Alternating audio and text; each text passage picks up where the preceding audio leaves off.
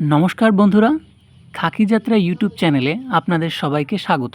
আজকের ভিডিওতে আমরা বিস্তারিত আলোচনা করব কলকাতা পুলিশ কনস্টেবল 2024-এর প্রিলিমিনারি এক্সামের সম্ভাব্য কাট অফ মার্কস নিয়ে।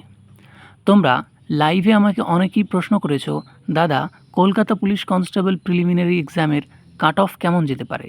তো তোমাদের ডিমান্ডের কথা মাথায় রেখেই এই সম্ভাব্য কাট অফটা আমি এই ভিডিওতে আলোচনা করলাম।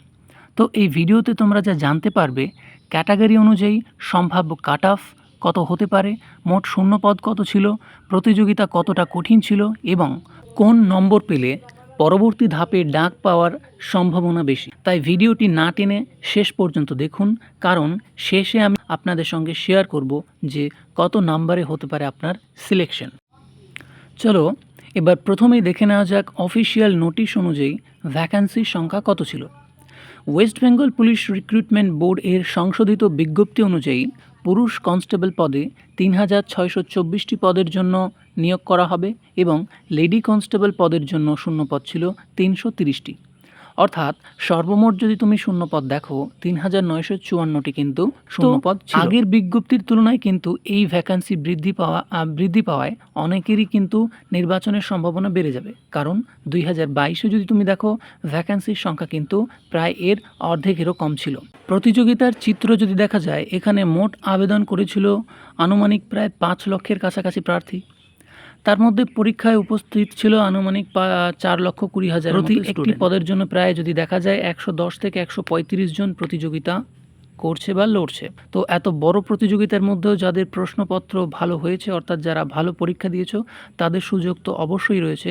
তো এখানে আরেকটি গুরুত্বপূর্ণ বিষয় হলো, সব প্রার্থী কিন্তু সমান নম্বর পাবে না। অর্থাৎ যারা প্রিপারেশন কম দিন থেকে নিয়েছো তাদের কাছে প্রশ্নটা কঠিন মনে হবে, আর যারা বহুদিন থেকে প্রিপারেশন নিচ্ছ, যাদের এই লাইনে একটা এক্সপেরিয়েন্স রয়েছে, তাদের কাছে কিন্তু প্রশ্নপত্র যথেষ্ট সোজা মনে হয়েছে। কিন্তু অন্য বছরের তুলনায় এই বছর প্রশ্নপত্র কিন্তু যথেষ্ট একটা স্ট্যান্ডার্ড লেভেল ফলো করেছে।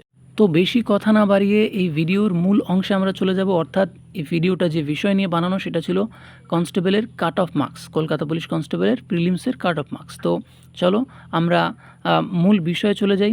তো পরীক্ষার কঠিনতা, ভ্যাকান্সি, প্রতিযোগিতা এবং আগের নিয়োগের প্রবণতার উপর বিশ্লেষণ করে একটা কিন্তু আমরা সম্ভাব্য কাট অফ তৈরি করি। তো এই ইউআরদের জন্য যদি তুমি নম্বর দেখো, অর্থাৎ ইউআর তথা জেনারেল ক্যাটাগরির কাট অফ থাকতে পারে আমার মতে 56 থেকে 58 এর মধ্যে। 22-এর তুলনায় আমি একটু কম কাট অফ ধরেছি, অর্থাৎ 56 থেকে 58-এর মধ্যে আমি ধরেছি। প্রিভিয়াস ইয়ারের কাট অফ যদি দেখো 2022-এর, তাহলে কাট অফ কিন্তু অনেকটাই বেশি গিয়েছিল এর তুলনায়, প্রায় 10 নম্বর। ঠিক আছে। আর যদি কমিশন বেশি সংখ্যক পরীক্ষার্থী পিইটি পিএমটিতে ডাকে, তাহলে কাট অফ কিন্তু আরও কমবে। যদি 15 গুণ ডাকে, ডাব্লিউবিপিতে কিন্তু অনেকটাই কম ডেকেছে। এর আগে কিন্তু 15 গুণ, 12.5 গুণ এরকম কিন্তু ডাকতো। তো যদি বেশি সংখ্যক পরীক্ষার্থীকে পিএমটি পিইটিতে ডাকা হয়, তাহলে কাট অফ কিন্তু অবশ্যই আরও কমবে। ওবিসি বি ক্যাটাগরির সম্ভাব্য কাট অফ হতে পারে 52 থেকে 54। ওবিসি এর জন্য সম্ভাব্য কাট অফ আমি বলবো 50 থেকে 52 এর মধ্যে থাকবে। এসসি ক্যাটাগরির কাট অফ 45 থেকে 47-এর মধ্যে আমি আশা করছি। তো যাদের 45 প্লাস নম্বর রয়েছে তারা অবশ্যই রানিং স্টার্ট করে দাও, কারণ এরপরে রানিংয়ের জন্য কিন্তু আর সময় পাবে না। তেমনি এসটি ক্যাটাগরির জন্য বলবো 38 থেকে 40 নম্বর যাদের রয়েছে তারা ফিজিক্যালের জন্য প্রস্তুতি নাও।